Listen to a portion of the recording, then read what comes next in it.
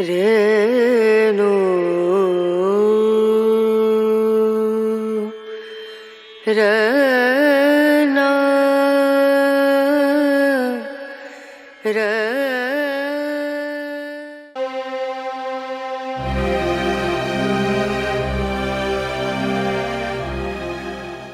Perang Manzikert adalah salah satu pertempuran paling penting dalam sejarah dunia Islam dan Kekaisaran Bizantium.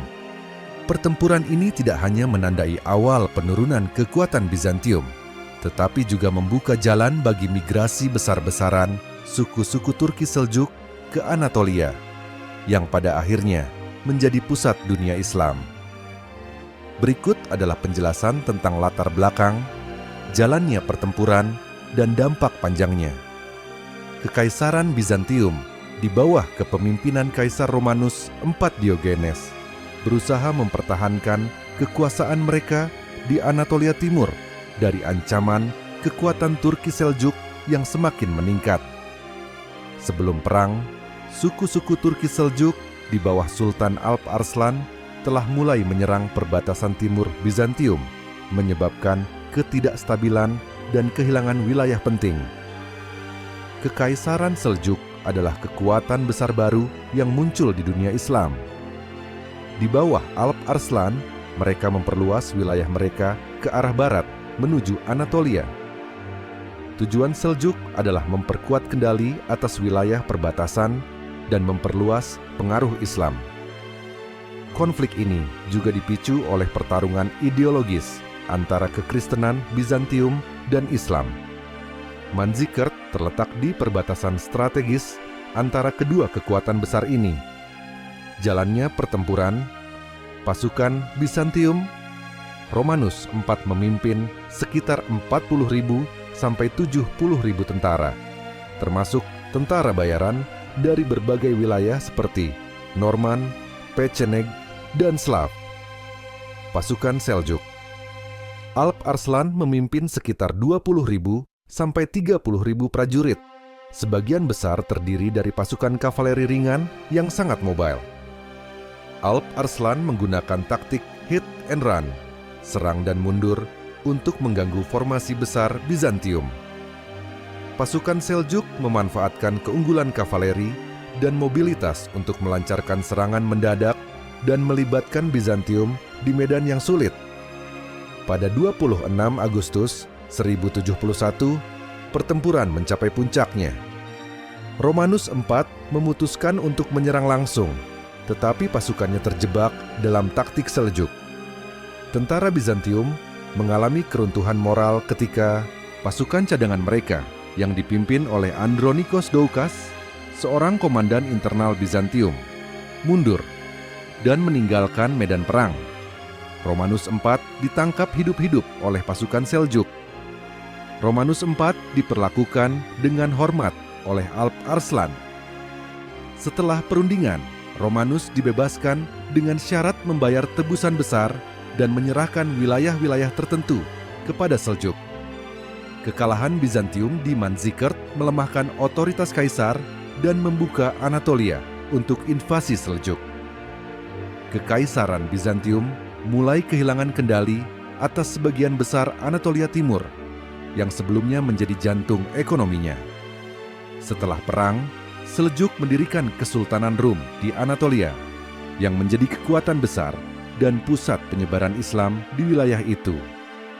Kekalahan ini memperburuk konflik internal di Bizantium, termasuk perebutan kekuasaan di antara elit politik dan militer. Setelah Manzikert, suku-suku Turki bermigrasi dalam jumlah besar ke Anatolia, menjadikannya sebagai basis utama mereka. Wilayah ini secara bertahap menjadi mayoritas Muslim dan Turki. Kekalahan di Manzikert sering dianggap sebagai awal dari kehancuran jangka panjang Kekaisaran Bizantium, meskipun mereka bertahan hingga jatuhnya Konstantinopel pada 1453. Kekalahan Bizantium di Manzikert adalah salah satu faktor yang memicu Perang Salib Pertama, karena Bizantium meminta bantuan dari Eropa Barat untuk melawan ancaman Islam. Manzikert menjadi titik balik dalam Islamisasi Anatolia, yang kemudian diperkuat oleh dinasti Turki lainnya, termasuk Utsmaniyah, Ottoman. Perang Manzikert adalah peristiwa yang tidak hanya mengubah dinamika politik di Timur Tengah, tetapi juga memengaruhi hubungan antara dunia Kristen dan Islam. Kemenangan Alp Arslan di Manzikert menjadi simbol penting dalam sejarah Islam. Sementara bagi Bizantium, pertempuran ini adalah awal dari penurunan mereka sebagai kekuatan dominan di wilayah tersebut. Wilayah Anatolia kemudian menjadi jantung peradaban Islam dan bangsa Turki hingga hari ini. Kondisi pasukan umat Islam di bawah pimpinan Sultan Alp Arslan pada Perang Manzikert mencerminkan keunggulan strategi militer, disiplin, dan pemahaman medan perang. Meskipun pasukan Seljuk lebih kecil dibandingkan pasukan Kekaisaran Bizantium, mereka berhasil memanfaatkan taktik yang cerdik dan fleksibilitas yang menjadi ciri khas kavaleri ringan Seljuk. Pasukan Seljuk yang dipimpin Alp Arslan sebagian besar terdiri dari kavaleri ringan. Elemen inti dari pasukan Seljuk adalah kavaleri ringan yang sangat mobile. Mereka bersenjata busur panah, pedang, dan tombak, serta mahir menggunakan taktik serangan jarak jauh. Mobilitas tinggi mereka memungkinkan untuk menyerang dengan cepat, mundur, dan menyerang kembali tanpa memberikan kesempatan kepada musuh untuk bertahan. Prajurit profesional. Pasukan inti Seljuk adalah prajurit yang disiplin dan berpengalaman dari kampanye militer sebelumnya, terutama di wilayah Persia dan Timur Tengah. Suku-suku sekutu, pasukan juga mencakup prajurit dari berbagai suku sekutu Turki yang telah bersumpah setia kepada Alp Arslan. Jumlah pasukan. Diperkirakan pasukan Seljuk hanya berjumlah sekitar 20.000 hingga 30.000 orang. Jauh lebih kecil dibandingkan pasukan Bizantium yang berjumlah sekitar 40.000 hingga 70.000 orang. Pasukan Seljuk memiliki semangat religius yang tinggi. Alp Arslan memotivasi tentaranya dengan mengaitkan perang ini sebagai jihad fisabilillah, perjuangan di jalan Allah. Sebelum perang, Alp Arslan dikisahkan mengenakan kain kafan dan berdoa memohon kemenangan, menginspirasi pasukannya untuk berjuang mati-matian. Sebagai pemimpin karismatik, Alp Arslan berhasil menyatukan pasukannya, termasuk suku-suku yang berbeda. Loyalitas terhadap Sultan sangat kuat. Pasukan Seljuk menggunakan strategi militer yang cerdik, termasuk taktik, hit and run, kavaleri ringan. Seljuk menyerang pasukan Bizantium dengan panah dari jarak jauh, kemudian mundur untuk menghindari bentrokan langsung. Serangan ini terus-menerus melemahkan formasi Bizantium dan mengganggu moral mereka. Penyergapan dan penggunaan medan. Pasukan Seljuk memanfaatkan medan yang sulit di sekitar Manzikert dengan memancing pasukan Bizantium ke wilayah yang menguntungkan bagi kavaleri Seljuk. Alp Arslan sengaja memecah formasi besar Bizantium untuk memudahkan serangan di titik-titik lemah. Kecepatan dan mobilitas.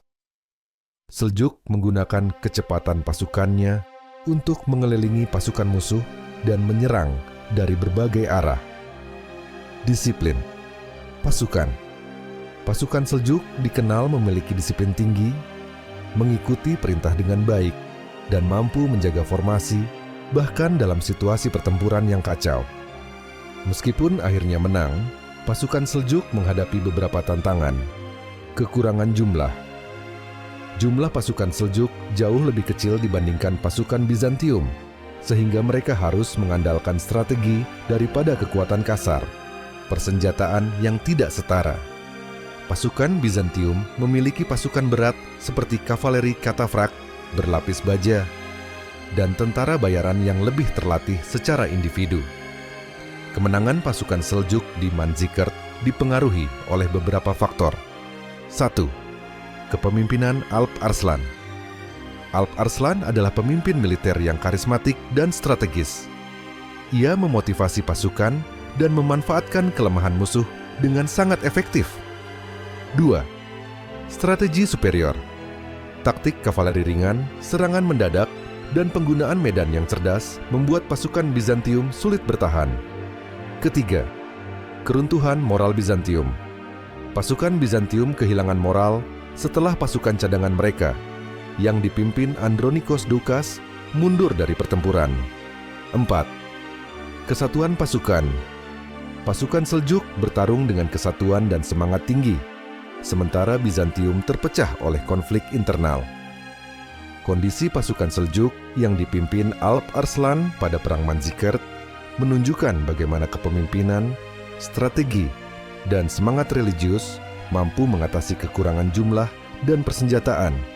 Perang ini menjadi bukti penting bahwa keunggulan taktik dapat menentukan hasil pertempuran, bahkan melawan kekuatan yang secara konvensional lebih besar. Kondisi pasukan Bizantium pada Perang Manzikert 1071 adalah salah satu faktor utama yang menyebabkan kekalahan telak Kekaisaran Bizantium dari pasukan Seljuk di bawah Sultan Alp Arslan. Pasukan Bizantium menghadapi berbagai masalah internal dan eksternal yang menghambat kinerja mereka di medan perang. Berikut adalah analisis kondisi pasukan Bizantium sebelum dan selama pertempuran. Pasukan Bizantium pada Perang Manzikert adalah campuran dari berbagai elemen yang terdiri dari tentara profesional Kekaisaran Bizantium, termasuk infanteri berat dan kavaleri.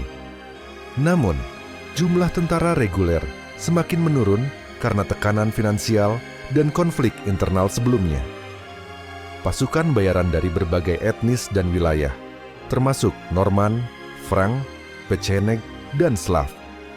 Pasukan ini sering kurang loyal dan sulit diintegrasikan dalam strategi kekaisaran. Beberapa di antaranya, seperti suku Pecheneg, dikenal sering membelot jika keadaan tidak menguntungkan. Milisi lokal yang dikerahkan dari wilayah sekitar dan tentara cadangan yang kurang terlatih. Pasukan Armenia yang memiliki pengalaman dalam pertempuran melawan Seljuk berperan penting, tetapi jumlahnya terbatas. Pasukan Bizantium diperkirakan berjumlah antara 40.000 sampai 70.000, meskipun angka pasti masih diperdebatkan. Namun, tidak semua pasukan ini sepenuhnya terlatih atau loyal. Pasukan Bizantium terdiri dari berbagai elemen dengan latar belakang yang berbeda, sehingga sulit untuk menciptakan kesatuan dalam strategi dan komando. Kekaisaran Bizantium menghadapi konflik internal yang serius. Kaisar Romanus IV Diogenes menghadapi tantangan politik dari keluarga-keluarga bangsawan yang tidak sepenuhnya mendukungnya. Beberapa komandan Bizantium, seperti Andronikos Doukas, memiliki agenda pribadi dan akhirnya berkhianat selama pertempuran. Sebagian besar tentara memiliki moral yang rendah karena ketidakpastian politik dan kepemimpinan yang lemah. Pasukan Bizantium tidak memiliki strategi yang efektif untuk menghadapi taktik kavaleri ringan Seljuk seperti serangan mendadak dan hit and run. Medan di sekitar Manzikert, sekarang Malazgirt, Turki, lebih menguntungkan bagi pasukan Seljuk yang menggunakan kavaleri mobil. Pasukan Bizantium yang besar dan tidak fleksibel kesulitan bergerak di medan yang sulit ini. Romanus keempat membagi pasukannya untuk mengejar pasukan Seljuk yang menggunakan strategi menghindari pertempuran langsung dan memecah fokus Bizantium. Romanus adalah seorang pemimpin yang berani, tetapi kurang pengalaman dalam strategi militer melawan pasukan kavaleri Seljuk. Keputusannya untuk terlibat langsung dalam pertempuran terbukti fatal ketika formasi pasukan Bizantium hancur. Andronikos Doukas, seorang jenderal senior, menarik pasukan cadangannya pada saat kritis, yang menyebabkan kehancuran formasi Bizantium. Pengkhianatan ini kemungkinan didorong oleh konflik politik internal di Konstantinopel. Pasukan Seljuk menggunakan taktik yang sangat efektif melawan Bizantium. Serangan mendadak. Pasukan Seljuk menggunakan kavaleri ringan untuk menyerang dan mundur, melemahkan pasukan Bizantium secara bertahap. Penipuan strategis. Alp Arslan berpura-pura mundur, memancing pasukan Bizantium untuk mengejar. Ketika Bizantium tercerai-berai, pasukan Seljuk melancarkan serangan balik, pengepungan dan kepungan. Pada akhirnya, pasukan Bizantium dikepung dan dihancurkan secara menyeluruh. Sebagian besar pasukan dibantai atau melarikan diri. Romanus IV ditangkap hidup-hidup oleh Alp Arslan yang memperlakukannya dengan hormat, tetapi menuntut tebusan besar dan penyerahan wilayah tertentu. Kondisi pasukan Bizantium dalam Perang Manzikert ditandai oleh kelemahan struktural, konflik internal, moral yang rendah, dan strategi yang buruk.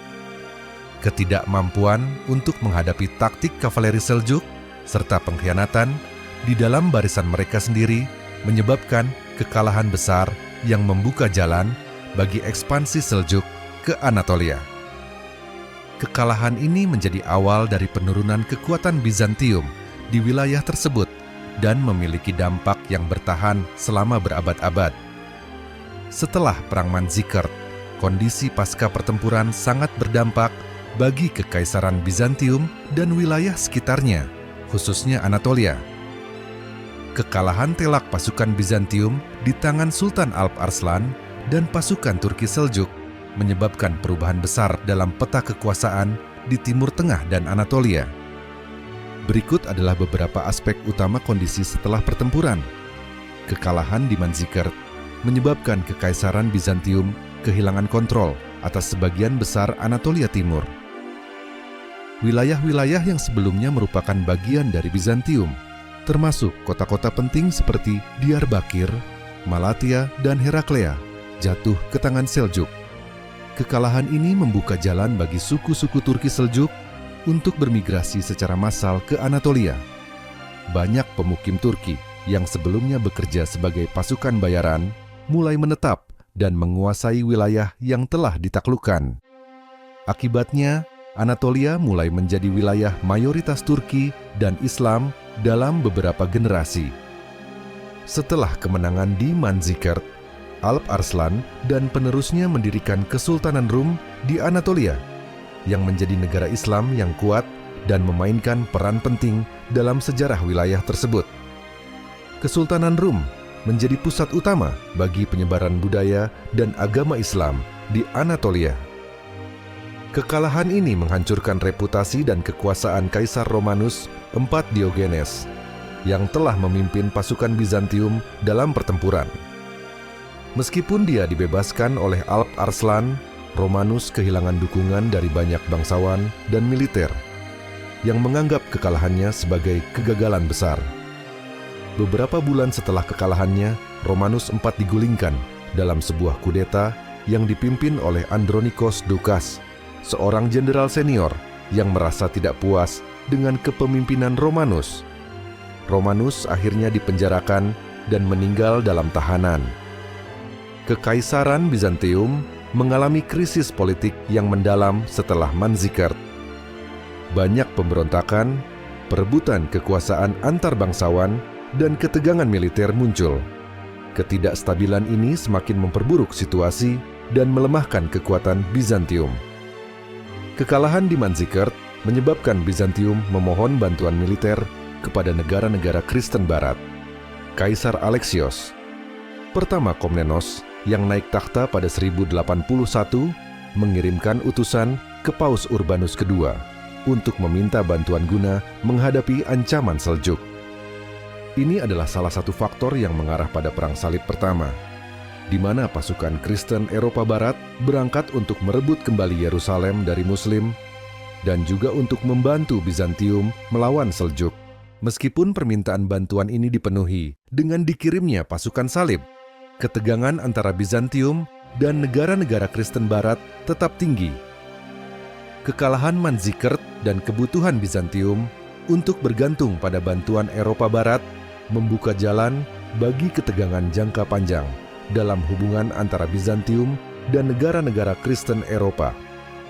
Dengan jatuhnya Anatolia ke tangan Seljuk, banyak orang Kristen, terutama dari suku Armenia dan Yunani, terpaksa melarikan diri atau ditawan. Banyak yang mencari perlindungan di wilayah Bizantium yang tersisa, atau di wilayah-wilayah Eropa Barat yang lebih aman. Seiring dengan kedatangan suku Turki Seljuk, proses Islamisasi dan Turkifikasi Anatolia mulai berlangsung. Meski membutuhkan waktu beberapa generasi, banyak penduduk lokal yang akhirnya menerima Islam, dan bahasa Turki mulai menjadi dominan di wilayah tersebut. Anatolia adalah wilayah yang kaya dan strategis secara ekonomi, sehingga kehilangan kendali atasnya sangat merugikan Bizantium. Kehilangan wilayah pertanian yang subur dan jalur perdagangan yang vital menyebabkan kerugian ekonomi yang signifikan bagi Kekaisaran Bizantium. Setelah kemenangan di Manzikert, Sultan Alp Arslan dan penerusnya memperkuat kekuasaan Seljuk di Anatolia. Kesultanan Seljuk Rum menjadi negara Islam besar di kawasan tersebut dan mengembangkan budaya dan ilmu pengetahuan yang sangat dipengaruhi oleh tradisi Islam Persia dan Arab. Salah satu dampak utama dari kemenangan Seljuk adalah penyebaran agama Islam di Anatolia. Meskipun ada wilayah yang masih dipertahankan oleh Bizantium dan Gereja Ortodoks, sebagian besar wilayah Anatolia akhirnya menjadi mayoritas Muslim, terutama setelah kedatangan Kesultanan Utsmaniyah beberapa abad kemudian. Pasca pertempuran Manzikert, baik Kekaisaran Bizantium maupun Seljuk mengalami perubahan besar. Kekaisaran Bizantium mengalami keruntuhan kontrol atas Anatolia, yang menyebabkan ketidakstabilan politik dan ekonomi dalam jangka panjang. Di sisi lain, Turki Seljuk memperkuat dominasi mereka atas Anatolia dan mendirikan Kesultanan Rum yang memperkenalkan budaya Islam dan Turki ke wilayah tersebut. Kejadian ini juga membuka jalan bagi proses Islamisasi Anatolia dan memicu pergeseran besar dalam sejarah dunia Islam dan Kristen.